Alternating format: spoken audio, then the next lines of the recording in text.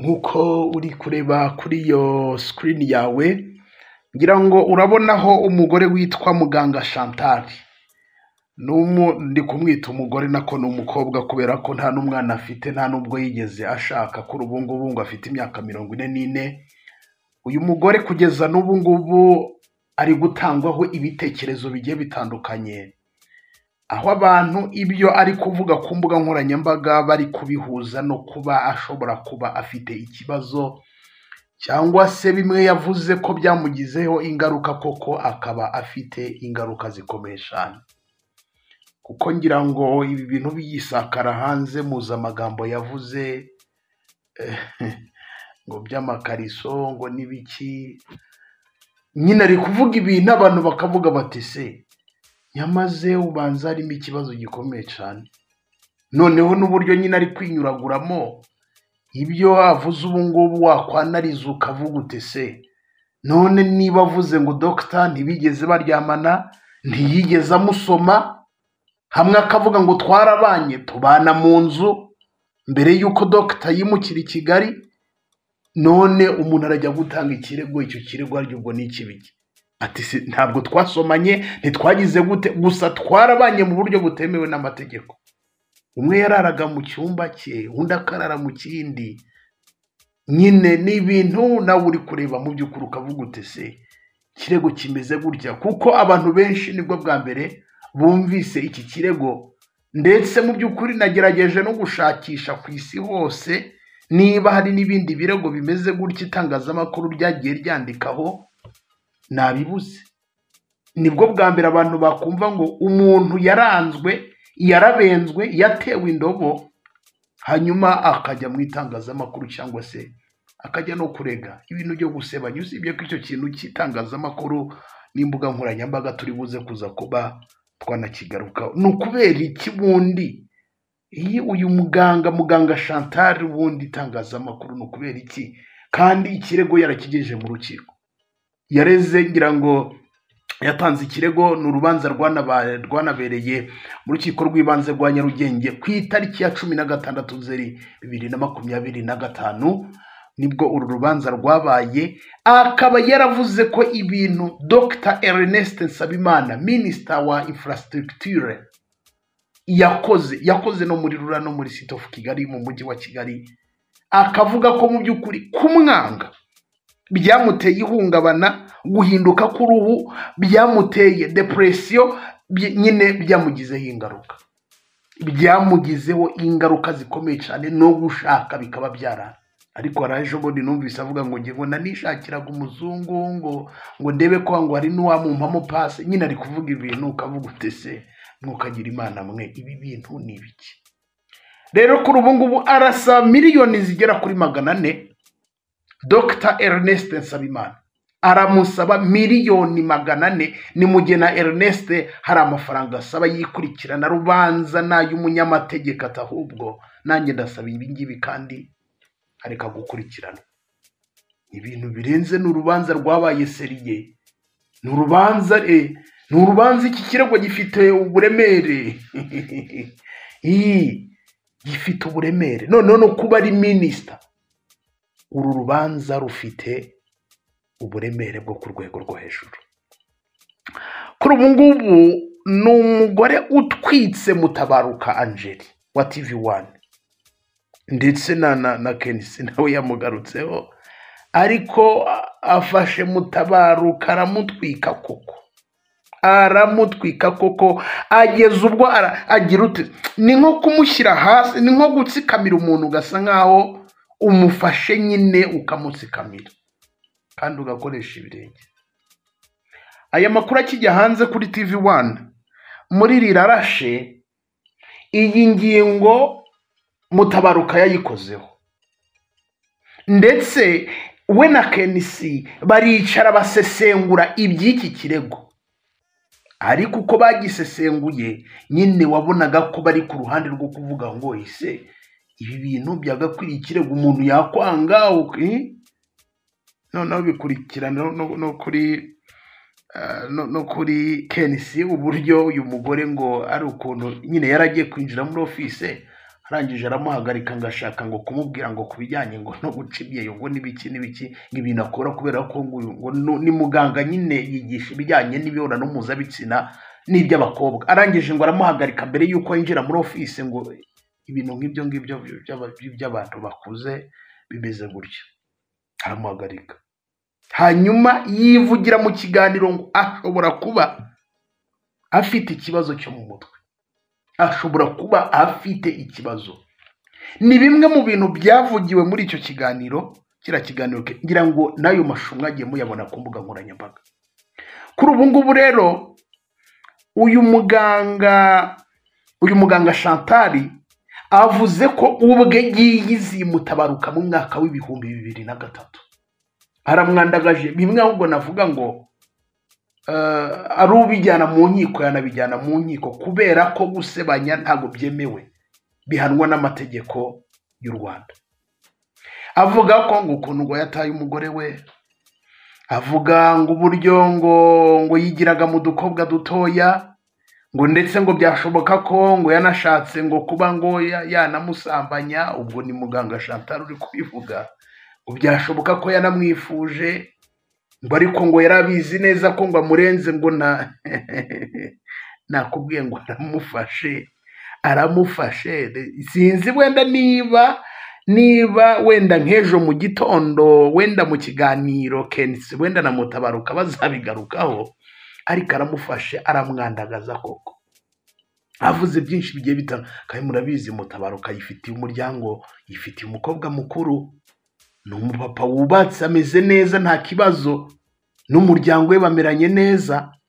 Ariko uyu mugore ati atarabizi, ati ahubwo ahantu Kenisi yamukuye, ati yamukuye kure atajya mushimira cyane, ati niyo mpamvu wasanga bari no kunsebyerega. Babyita kumusebya, ariko nyine aramufasha, arasiribanga. Abantu mwe birarenze, umugore birarenze nyine, birarenze kuko uri kwibeshya ukagira ibiki n'ibiki. Hari n'amajwi numvise ku mbuga nkoranyambaga ati ndaje mbereke. So mw'abantu mwe birarenze, abantu benshi mu by'ukuri uyu mugore bari gukomeza kumugarukaho cyane uyu muganga Chantal, bitewe n'ibyo ari kuvuga ku mbuga nkoranyambaga, ndetse no gusaba miliyoni zigera muri 400 minisita, miliyoni 400 nk'indishyi y'akababaro kuba barakundanye bagahera muri za 2006, hanyuma bikageza ubwo bumvikana ko bagomba kubana, bakajya gusezerana mu mategeko, bakabana, bakarushinga. Ababyeyi nabo babizi ngo uyu muganga Chantal yarabivuze iwabo, aza gushiduka yumva ngo Dr Ernest yarashatse umugore, afitanye umurenge n'undi mugore. Arangije aratungurwa cyane ati kandi twamenyanye dukenye, twese twari tumeze nabi, ariko amaze kugira aho agera, kubera ko nge nabaga i Butare, amaze kugira aho agera yumva ko nyine ntakiri kuri level yiwe. Ati rero ibyo byose byanteye igikomere rwose, ibyo bintu byo kunyanga, kandi yaransezeranije ko azandongora, tugakora ubukwe, bagasaba bagakwa, tukajya mu murenge. Ati ibyo bintu rero byanteye igikomere kubyakira biranga, none n'ubu ngubu nyine mfite uburwayi kandi nkeneye kwivuza. Birarenze mw'abantu. Ubundi inkuru ya muganga Chantal ubutuye mu karere ka Nyarugenge mu murenge wa Nyamirambo mu kagari ka Rugarama, mudugudu wa Kiberinka, na Dr Nsabimana yahereye i Butare. Ubwo uyu mugabo waminuje mu bijyanye na civil engineering, yigaga mu yahoze ari kaminuza y'u Rwanda. Muri iki kirego muganga Chantal yagaragaza ko yamenyanye na Dr Nsabimana mu mwaka wa 2006, ndetse ngo abana nawe nk'umugore we kugeza 2009. Hanyuma ariko babana mu buryo butemewe n'amategeko. Icyo gihe ngo yari yaramwijeje ko azamugira umugore. Hanyuma umbwire wa mugani, muri iyi myaka yose harya wabana n'umuntu mudasomana mutanaryamana? Ngo babanye mu buryo butemewe n'amategeko nk'uko abivuga. None ubu koko byakunda koko? Nyine nibyo abantu bari gusesengura bakavuga bati ibintu koko bimeze gute? So rero hashingiwe ku by'uyu mugore yavugiye mu itangazamakuru, muganga agaragaza ko yabanje gutandukana na Dr Nsabimana, nyuma bongera guhurira i Kigali, nabwo bongera kugirana umubano mwiza. Icyakora uyu mugabo ngaza kwishakira undi mugore. Icyemezo cya Dr Nsabimana ngo cyagize ingaruka zikomeye kuri uyu mugore, ku buryo byatumye uburwayi abugira n'ubw'agahinda gakabije n'ubundi butandukanye. Yasobanuye hirya no hino mu itangazamakuru. Ibi byose rero ngo bikwiriye indishyi, agaciro kayo kakaba miliyoni zigera muri 400, ubariyemo ikiguzi cyo kwivuza, ikurikirana rubanza, umwunganizi mu mategeko ndetse n'ibindi. Ku ruhande rwa Dr Nsabimana agaragaza ko uretse ibyago byo kumenyana bisanzwe na muganga muri 2006 ubwo yarimo kwiga mu yahoze ari kaminuza y'u Rwanda, nta rukundo urwo ari rwo rwose yigeze agirana n'uyu mugore. Uyu mugore agaragaza ko yamuvugishaga bisanzwe nk'undi wese baziranye, nta rukundo yigeze agirana nawe cyangwa se yigeze amusaba, ku buryo ibyo umugore ari kuvuga bigamije kumusebya no kumwandagaza, kuko muganga Chantal atagaragaza ishingiro ry'ibyarega birimo n'ibimenyetso byabyo. Ikindi kiri muri iyo dosiye kidasanzwe nuko Dr Nsabimana atigeze amenya iwabo wa muganga, ndetse n'uyu mugore ntiyigeze agera iwabo w'uyu mugabo.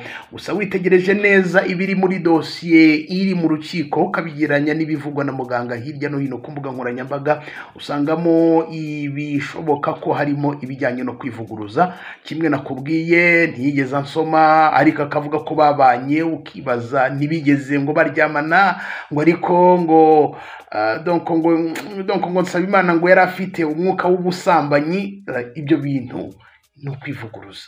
Aravuze yari afite umwuka w'ubusambanyi, ati igihe cyose twabanye, hanyuma akavuga ntiyigeze anansoma na rimwe, ntiyigeze. Ibintu ngibyo nyine ukumva mu by'ukuri ni ibintu navuga ngo bidasobanutse.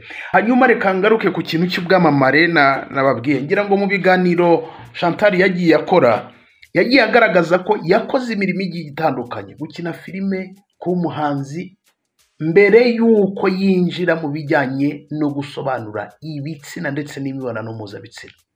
Byashoboka ko, reka nkubitembangura, byashoboka ko wenda yaba ashaka ubwamamare cyangwa se n'abamugana, kubera ko umuntu wigisha biriya bintu by'imibonano n'ibiki hari n'igihe aba afite n'imiti, wenda ugasanga ashaka kuyigurisha, ndetse n'ibyo byo gukina amafilime n'ibiki. None se watekereza gute ko umugore yatanze ikirego kikaba kiri mu rukiko, hanyuma akaza mu itangazamakuru?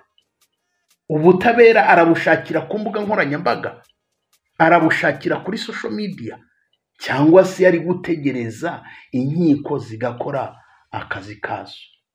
Kubera iki yaje ku mbuga nkoranyambaga? Byashoboka ko hari ugushaka ubwamamare bikurikije n'ibyo akora ndetse n'ibyo yagiye anyuzamo, cyangwa se anyuramo, ugasanga nubwo bwamamare uyu mugore yaba yifuza. Ngira ngo mu minsi yashize yatangaje ko iyo abonye umuryango wa Dr Ernest Nsabimana nyine akabona abana, akamubona n'umugore, rwose bimugwa nabi. Bimugwa nabi cyane.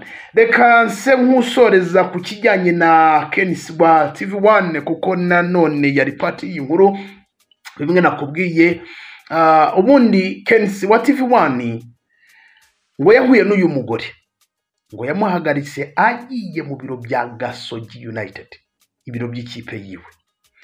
Arangije ngira ngo yaragize ati, uyu muntu si wa wundi ukunda guhora agenda muri Shike, inzu y'ubucuruzi iri mu mujyi wa Kigali rwagati, avuga ibintu bijyanye n'imibonano mpuzabitsina?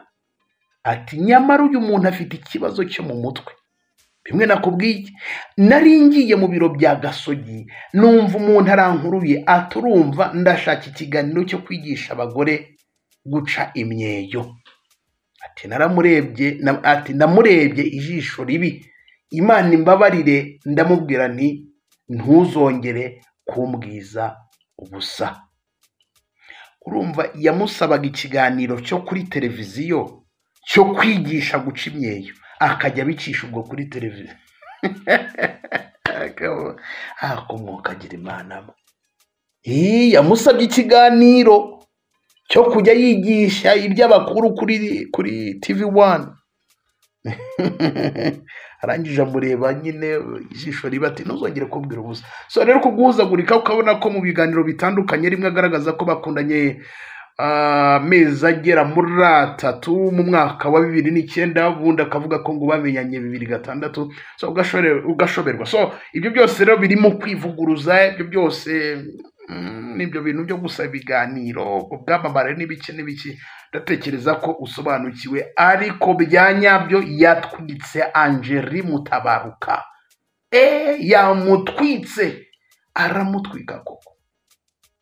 Aramutwika. Reba nyine ibintu nk'ibi buryo umuntu ari mu itangazamakuru cyangwa se ku karubanda, reba amagambo nk'ayo ngaho umuntu akayakuvuga akagera ku mugore wawe, ku bana, nyine biba ari bibi, yamutwitse bya danje. So reka dutegereze niba ejo wenda Mutabaruka azasubiza na Kensi, bakabasubiza wenda uyu mukobwa nako ntabwo ari umugore, ni umukobwa. Yego amakuru yacu tuzagenda tugenda tubigaruka n'ubundi nkuko tugenda tubana 5 kuri 5. Nitwa Shadu, iyi ni Shadu 250 TV, dukomeze tubane mu zindi nkuru.